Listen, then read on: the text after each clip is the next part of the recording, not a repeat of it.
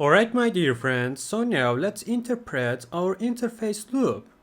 Of course, we first close the window close button, which is necessary for us to close our window by accessing the events, so you can see here. When we continue to examine our loop, we observe that we are reading the serial port. For this, we created a variable named data, and after reading, we converted the read data into string variable type, so you can see here.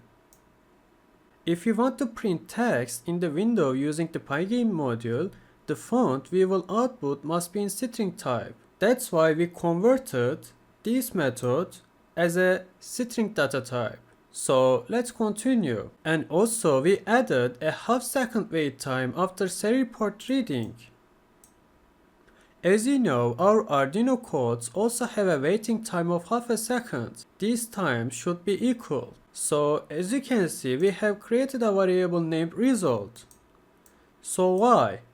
In fact, when we read the data in Arduino, the output given to us is like, for example, B single quotes and also data \r\n.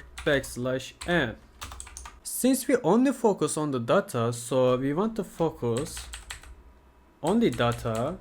So I don't want letter B or single quotes or \r or \n. We took advantage of the indexing method that we can use for string type data.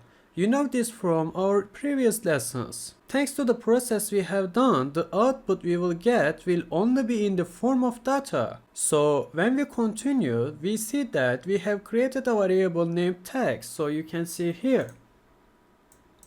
This variable will output the result variable in the window for us. We set the color to black. Of course, in order to access the coordinate information, we created a variable named text coordinate, so you can see here. And you see, we called the text variable with the getRect method and assign it to the text coordinate variable. Depending on our interface image, we set the top left point of the output we will get as divided width variable by 2, and we subtract 75 from width variable. And when we look at the y-axis of text coordinate, we divided height variable by 2 and we subtract 190 from height variable. So let's continue. Of course, you can also set different positions. Afterwards, we called our build methods and displayed both the interface image and our text in our window. So you can see here. There is something we should pay attention to here. Since we wanted to display the text in the interface image, we first displayed our image and then printed our text. Otherwise, if we first print the text and then the image, our text would not be displayed. So let's pay attention to this point. Of course, we also updated our window because we were operating on the window. That's why we called update function here. And when we continue, we closed our Pygame module. Yes, my dear friend, we have successfully created our Python codes.